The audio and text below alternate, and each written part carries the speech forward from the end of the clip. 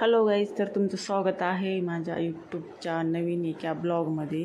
त्याचं नाव आहे समिधा साळवे. तर नवीन असाल तर सबस्क्रायबर नक्कीच करा, जुने असाल तर लाईक करा, शेअर करा आणि कमेंट करा. आणि मित्रांनो, बोला मला, तुम्ही माझे व्हिडिओ कुठून पाहत आहे मला नक्कीच सांगा. तर हे पहा, आज मी आज काहीतरी म्हणजे सर्वच गृहिणी बनवतात, पण चला आज माझ्या मुलांना म्हणजे डोसा खूप आवडतं, त्यांना इडली आवडत नाही. तर श्रुती बोलली की मम्मी कर म्हणून. तर चल आज मी डोसा बनवलेला आहे. बटाटे 4-5 बटाटे घेतले, उकडत ठेवले होते आणि त्याची भाजी वगैरे बनवून घेतली. आणि ती साहित्य दाखवलं मी, कांदा, मिरची, कढीपत्ता हे सर्व लागतं, अद्रक, लसूण पेस्ट वगैरे. आणि भाजी बनवून घेतली पूर्ण.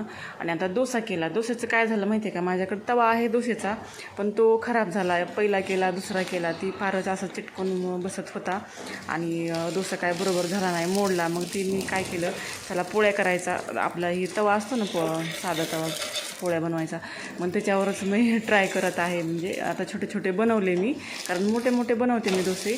तर आता काय करणार, कारण माझ्याकडे तवा आहे तो खराब झाला आहे. मग त्याच्यामुळं मी साध्या आपल्या चपाती बनवतो त्याच्यावर मी डोसा बनवला.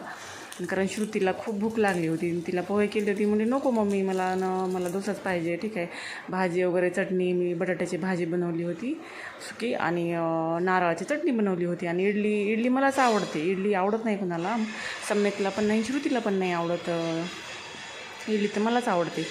तर मी डोसा बनवलेला आहे, त्यांनी खाल्ला. आणि लास्टला मग एक भांडं टाकलं, म्हणजे इडलीचं एक म्हणजे 4 ह्याचं आहे ना, 4 भांडे त्याच्यामध्ये, प्लेटा. तर 12 होतं त्याच्यामध्ये इडली, तर चटणी वगैरे.